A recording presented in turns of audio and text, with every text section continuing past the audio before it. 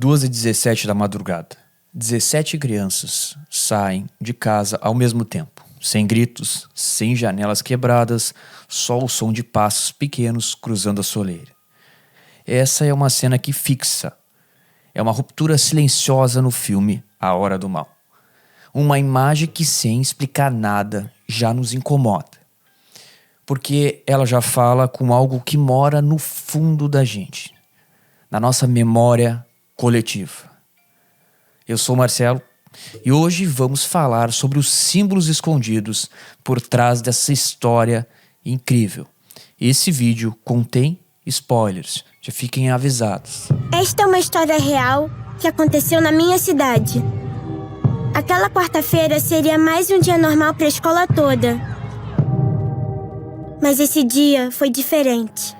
Vamos entender por que o número 2h17. Por que essa hora? Por que uma bruxa, um triângulo, um sino? Começo pela hora.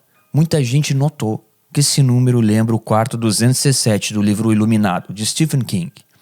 Na adaptação para o cinema, mudaram para 237, por exigência do hotel onde filmar. Mas King sempre defendeu o 217 como o verdadeiro quarto maldito. Existe uma leitura esotérica do número 17. No ocultismo renascentista, 17 simbolizava a porta entre o mundo visível e o invisível, o ponto onde o ritual encontra a matéria. Nada mais adequado para um filme onde o mal possui uma conexão com um mundo metafísico macabro. Isso torna a hora 2h17 um selo do tempo, um símbolo combinado com a precisão do tempo com um código oculto do 17. A cada vez que o número aparece, ele não apenas marca um horário, ele ativa uma frequência. E essa frequência se manifesta de forma quase hipnótica naquela cena das crianças correndo pela rua. Essa imagem, inclusive, não é qualquer uma. Para muita gente ela lembra uma das fotos mais marcantes do século XX, a da menina vietnamita correndo após um ataque de napalm. Aquela imagem parou o mundo, porque mostrava o fim da infância, a quebra da proteção, o horror onde não deveria existir. Mas no filme a imagem é invertida, não é fuga, não há esse desespero. As crianças em sincronia, como se obedecessem a um chamado, correm. Há também a teoria 2 mais 17 vítimas, os dois pais do Alex, mais 17 crianças popularizadas em threads e matérias virais por aí.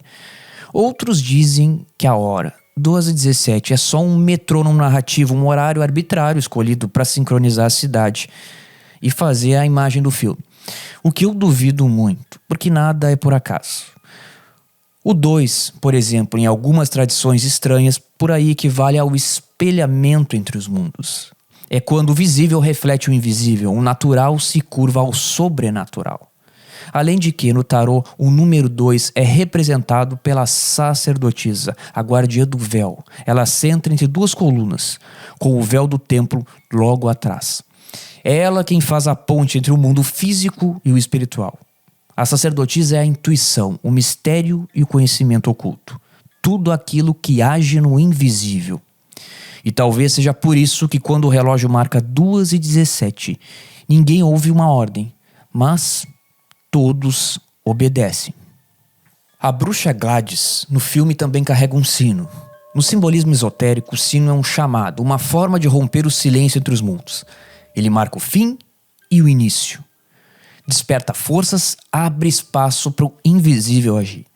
Em rituais antigos, o som do sino limpa o ambiente, sela o espaço e atrai as presenças.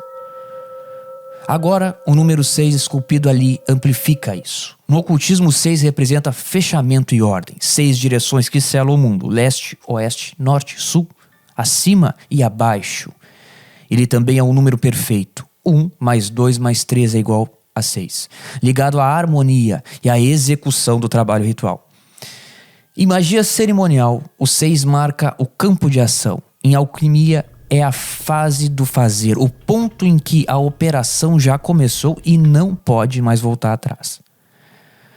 Mas há uma sombra nesse número, que eu acho que todos vocês conhecem. O 6 também é lembrado como raiz do 666, o número da besta no Apocalipse. Isso dá ao sino um duplo sentido. Ele é instrumento de controle, mas também a força de um poder sombrio e sinistro.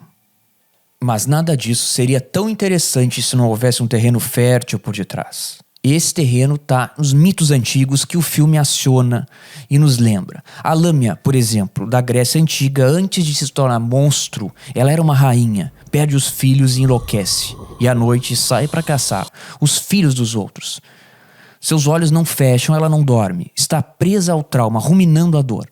Também temos a famosa Baba Yaga, dos mitos eslavos, a bruxa do limiar, que mora numa cabana que gira, varre os rastros com vassoura e às vezes ajuda e às vezes devora. Tudo depende de como você se aproxima.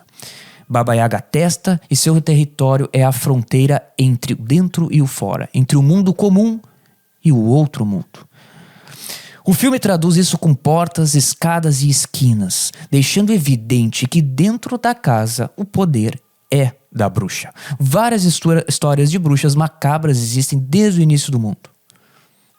Além de tudo isso, ainda temos o triângulo, que aparece em A Hora do Mal como uma espécie de assinatura visual, e ele tem um peso simbólico gigantesco, tanto na ideia de magia quanto na psicologia dos rituais.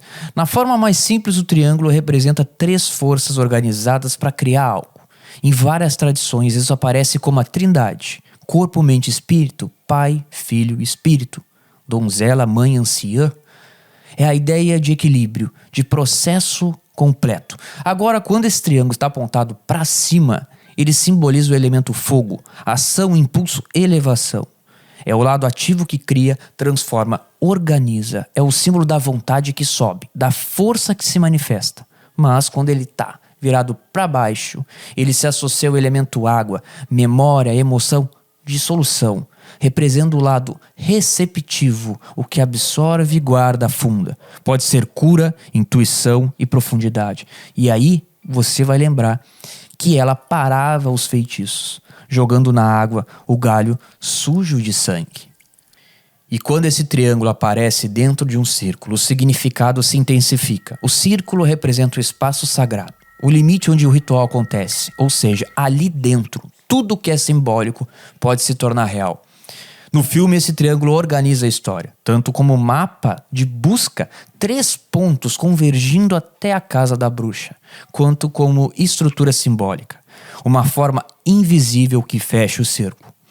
O símbolo do triângulo dentro do círculo também é conhecido como a marca dos 12 passos do AA, dos Alcoólicos Anônimos. No programa, o triângulo representa 3 princípios: recuperação, unidade e serviço. E o círculo é o espaço de contenção, o limite que impede a recaída.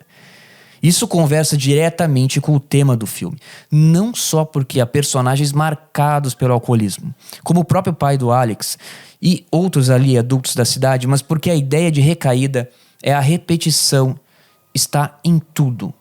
É uma cidade que tenta seguir em frente, mas vive presa ao mesmo trauma. Um ciclo de culpa, silêncio e fuga, como numa espiral de vício. A bruxa, nesse sentido, age como o próprio mecanismo de recaída. Ela reaparece quando a vigilância falha, quando o ritual não é completado, quando o padrão não é quebrado. Por isso, ver esse símbolo no filme não é acaso. É um lembrete, sem consciência tudo volta. O mal não some, não desaparece. Ele só espera a próxima brecha. A hora do mal não explica tudo, e ainda bem, porque o que realmente assusta não é o que fica claro e óbvio, é o que opera nas linhas da escuridão. Entre o som dos sinos, os números, os símbolos e as crianças caminhando, existe uma lógica, não uma lógica racional exatamente, mas extremamente simbólica. O filme não fala de demônios com chifres, fala daquilo que se instala quando ninguém dá nome. O luto, a culpa, a dor. E quando o simbólico não é reconhecido, ele age por conta própria. Por isso, mais do que susto, o que a hora do mal entrega é desconforto. Aquele que continua após o filme. Se você gostou do vídeo, curte aí, se inscreve e dá um like. Isso ajuda muito. E vamos procurar outras obras para analisar a simbologia delas e como a filosofia e a psicologia interagem nelas. Um grande abraço, até o próximo.